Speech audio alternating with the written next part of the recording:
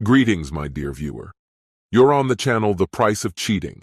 The channel is for those who appreciate traditional family values and condemn adultery. So be sure to subscribe to the channel. Let's get started. The romantic comedy that my wife Lily and I had just finished watching finally ended, and it felt like an eternity had passed. I had drunk more beer than I probably should have, but when I collapsed next to her, she didn't seem to mind. Still, I couldn't quite figure out what she thought about the film. "I just don't understand, Alexander. How could the husband be so unforgiving, refusing to pardon his wife over such a trivial matter?" she asked, her face full of confusion. "Are you joking?" I snapped, my voice sharper than I intended. "That wasn't some small mistake. She cheated on him, Lily. Any wife who does that deserves consequences. It's completely unacceptable, no matter how you look at it. It's cruel and heartless." Lily sighed heavily. "A man who truly loves his wife would be more forgiving. Just because she made a mistake doesn't mean she doesn't care about him. It just means her feelings weren't strong enough. A wife who cheats shows that she doesn't respect her husband and doesn't care about the humiliation she's caused him, even if it's not visible on the surface. He will always feel less important in her eyes." "And what if she didn't mean for it to come across that way?" I countered. "Her intentions don't change anything, Lily. What matters is that she broke the trust, and there should be consequences for that." "That's ridiculous, Alexander. I can't believe you're stuck in such outdated views." "There's nothing outdated about expecting loyalty," I replied sharply. "Infidelity can't be justified. If the wife confesses before the husband finds out, maybe they can work through it. But if he catches her lying and she denies it, she deserves all his anger. Most husbands don't even realize what's happening until it's too late." "We're going in circles," she said, clearly irritated. "I'm going to bed." She got up and left, leaving me alone with my thoughts.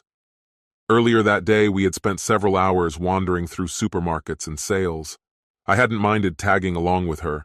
There was always something to catch my eye while Lily searched for her favorite old rusty ironing board holders. The more worn out they were, the more she liked them. We were both saving every penny, trying to make our dream come true, to buy our first house. Of course, it had to have a big kitchen where she could display her growing collection of holders. We had been married for 10 years, though we had dated even longer. She's short, slightly plump, and I often joked about her perfect hips for childbirth. We had grand plans to start a family as soon as we settled into our new home. All we had left to do was save up enough for the down payment. But now, that conversation wouldn't leave my mind. Lily had oddly defended infidelity during our talk. It was a subject we had never discussed before, and to be honest, it had never crossed my mind. But now the thought was stuck in my head. Most of the guys I work with keep their wives under control. And me? I'd always trusted Lily completely. I never doubted her loyalty. I had never cheated on her, and I couldn't imagine that she would cheat on me. But something about that conversation left me uneasy. It wouldn't hurt to dig a little deeper, I thought. Not that I really expected to find anything, but curiosity got the better of me. My job kept me busy from 5 a.m. to 5 p.m., and Lily worked from 7 a.m. to 4 p.m., leaving me with little time alone in the mornings. The next day, I finished early, around 10 a.m., and decided to stop by home. I didn't even know what I was looking for, but it felt like I was about to start some kind of secret investigation, like I was searching for hidden treasure. As soon as I entered the apartment, I was hit by an overwhelming, unfamiliar smell. It was air freshener, and there was too much of it. The entire place reeked of it. I walked through the rooms, breathing in, trying to figure out what had happened. Eventually, I made it to the living room and noticed the fireplace. The hearth was spotless, as if it had just been cleaned, and the bricks were still slightly damp with soot. If Lily had burned something to hide evidence, she probably would have taken everything else with her to work. But maybe she wasn't as careful as I thought. I rummaged through the garbage in the garage and found something, a plastic seal from our trash can. I emptied its contents onto the kitchen table, spreading out old newspapers. It was time to see what secrets might be hiding in plain sight, waiting to be uncovered.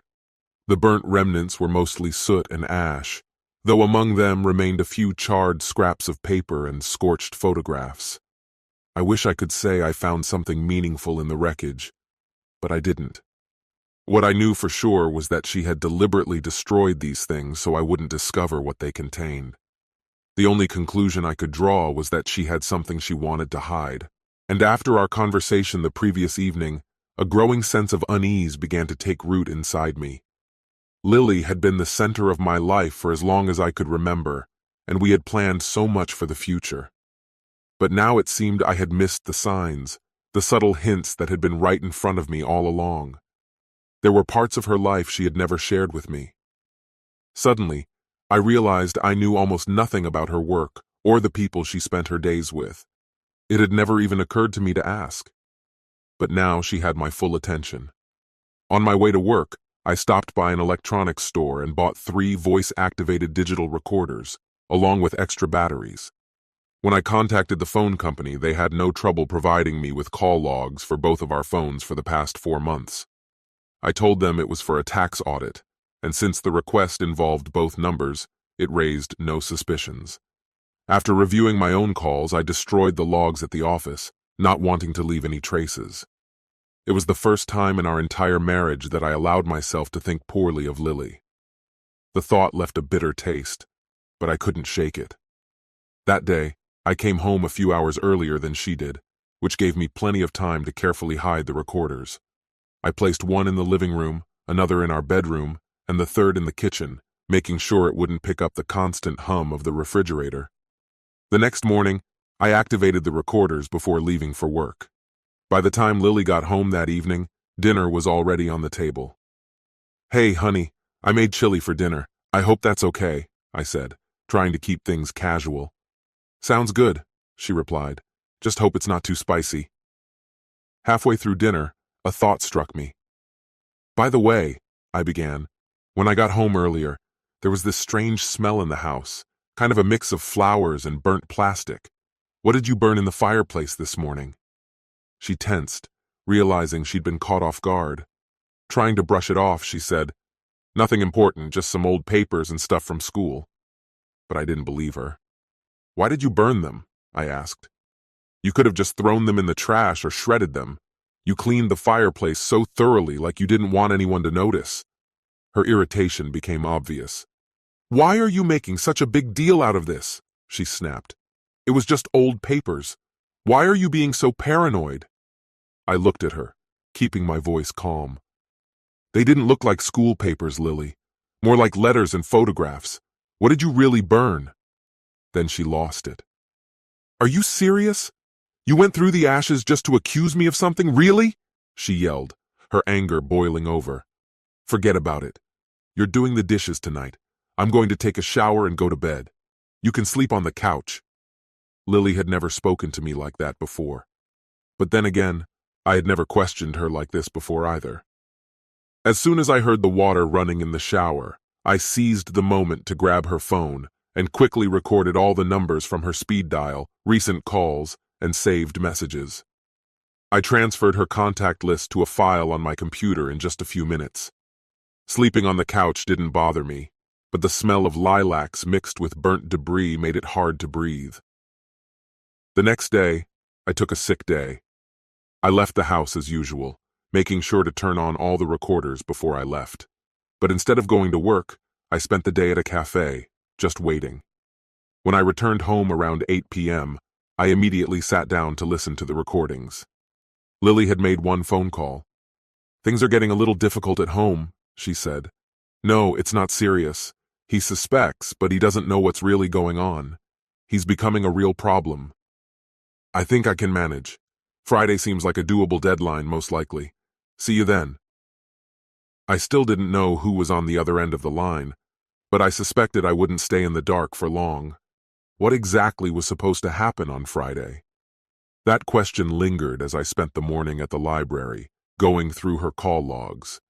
I could have done this at home, but the telephone directories available here were far more reliable and faster than anything I could find online. Of course, they were useless for tracking mobile numbers. I managed to rule out most of the numbers by matching them with known contacts or entries in her address book. But one number stood out. It was linked to a contact labeled MT. Not only was this number saved in her phone book, but it was also on her speed dial list. A second entry with the same initials pointed to a landline, Michael Taylor's number. I knew him, Lily worked with him, and we had met a few times. The last time was at a corporate event about 2 weeks ago. I recalled how Michael and Lily had spent most of that evening together, practically glued to one another. That memory made me uneasy, especially since Michael was there with his wife, a petite brunette who, like me, didn't seem to be enjoying the evening much.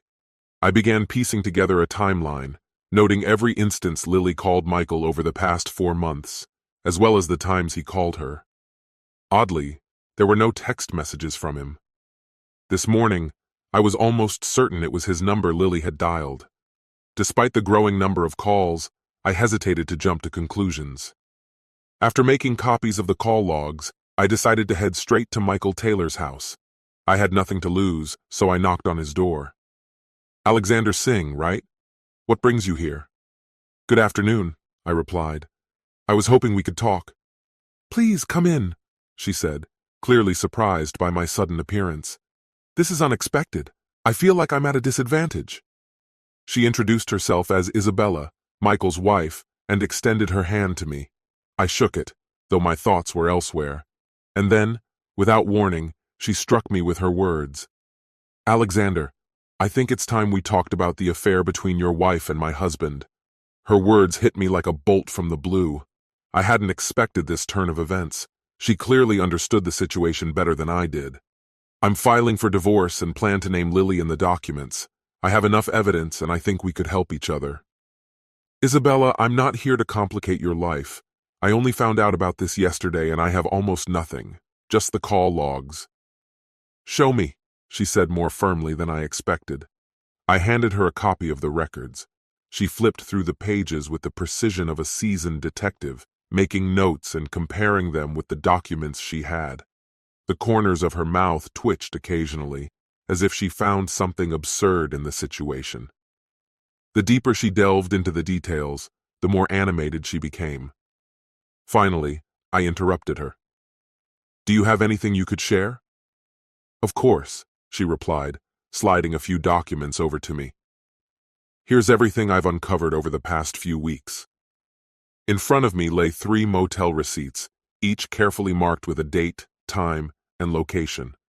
All were from different motels, and the payments had been made in cash. "This fool doesn't even realize I check his pockets every night after he falls asleep. I take the receipts and he's none the wiser. In his world, I'm practically invisible," she said bitterly, her anger barely contained. As she continued pouring out her feelings, her fury became more palpable, and I started to feel uneasy. Although her anger wasn't directed at me, the intensity of her emotions was overwhelming. The veins in her neck pulsed like those of a bodybuilder lifting weights, and I wasn't sure I'd ever seen anyone, especially a woman, so consumed by rage. Still, despite her fury, she remained focused. She made copies of the receipts and handed them to me. "I hope this helps you," she said, though the fire in her eyes remained unquenched. "I have more evidence if you want to see it," she said in an icy tone. "Wait here. I have something that will definitely interest you." She stepped out for a moment, returning with a clear plastic bag in hand. Inside, I saw women's underwear. "Does this look familiar to you?" she asked sharply, holding it up in front of me. My eyes fell on the dull green bikini bottoms, which I immediately recognized from my wife's collection. "I found these in Michael's coat pocket after the last office party," she continued, her voice full of bitterness. "He searched the entire house trying to find them. He's been looking everywhere, in the closets, the car, but never once mentioned it to me. May I borrow them for a little while?" I asked, trying to keep my voice calm. "Sure, as long as you promise to return them," she responded coldly. "Deal." The next hour passed in a whirlwind of anger and accusations from Isabella Taylor. She was relentless, speaking non-stop as if caught in a furious outburst. Several times I tried to escape the conversation, but something kept pulling me back in, making me engage again and again. Finally, when she said she needed to rest, I took the opportunity to leave. As I gathered my things, I heard her mention that Michael hated using contraception and outright refused to use it. Later that evening, when Lily came home, dinner was ready. My stomach had been growling for hours, as I had skipped lunch. But Lily acted as if nothing in the world bothered her, just as calm and composed as ever, as though she was untouchable. And then everything clicked, why I hadn't suspected anything before. After dinner, I cleared the dishes and served her a couple of slices of lime pie, her favorite, along with freshly brewed coffee. The house was completely silent. "Lily, can I ask you a question without you getting upset?" I asked cautiously, breaking the silence. "Of course. Is it about the problem with the fireplace?" she replied calmly. "No, it's something else," I said, pulling out the gray-green bra that matched the panties I had seen earlier. "Where are the panties that go with this bra?" She barely glanced at it. "Probably in my drawer. Why are you rummaging through my underwear? What's going on? You're acting strange." "Can you bring them?" I asked, trying to keep my tone neutral, knowing she wouldn't be able to. Lily didn't look me in the eye, instead staring at her pie plate. I could see the tension building in her face, her expression hardening. Finally, she responded, "Actually, now that I think about it, I threw them out last week. The elastic was stretched, and I didn't see any point in keeping them." I leaned toward her slightly. "But Lily, you just bought them a few weeks ago. How could they wear out so quickly?" Her face grew even harder. Her lips quivered, and her fists clenched in frustration. It reminded me of the same tense moment I had just experienced with Isabella. "All right, genius," she snapped, her anger boiling over. "What do you think happened to my underwear?" "Last week before the office party I saw you put them on," I began. "You were wearing this bra and those same panties.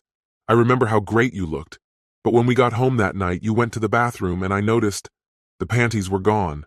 So, tell me, where did they disappear to between the time we left the house and came back?" Her face turned to stone. "You're mistaken. I was wearing them when we got home. You just didn't notice." "All right," I sighed. "Then maybe you can explain how they ended up in Michael Taylor's coat pocket." I pulled out the bag, giving her time to process what I was saying. Her eyes widened, a look of shock flashing across her face. "Where did you get this?" "From his wife, Isabella," I replied calmly. "Why? Does that surprise you?" "You bastard!" she hissed, her rage boiling over. "Mind your own business. There's nothing between me and Michael. I have no idea how my panties ended up with his wife." "Is there anything else you want to say?" I asked, keeping my composure. She glared at me viciously, her hands shaking with fury. "What do you want from me?" "Just one thing," I said quietly, pulling out a folded piece of paper.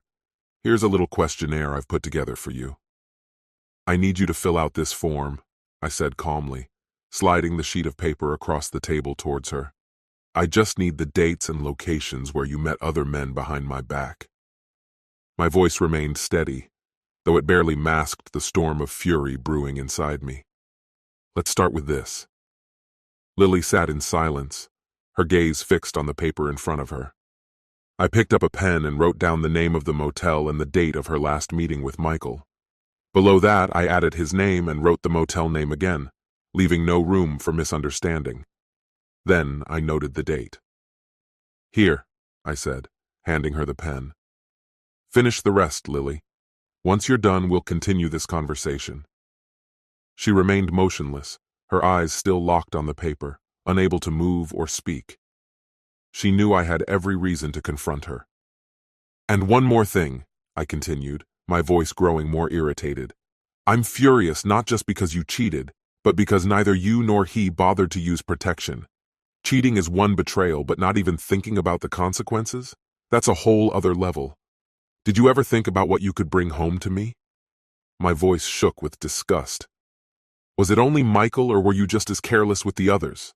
I asked, sarcasm seeping into my words. She hesitated for a moment before mumbling, "Only Michael. He didn't use anything." The weight of her words hung in the air between us. Her admission hit harder than I expected.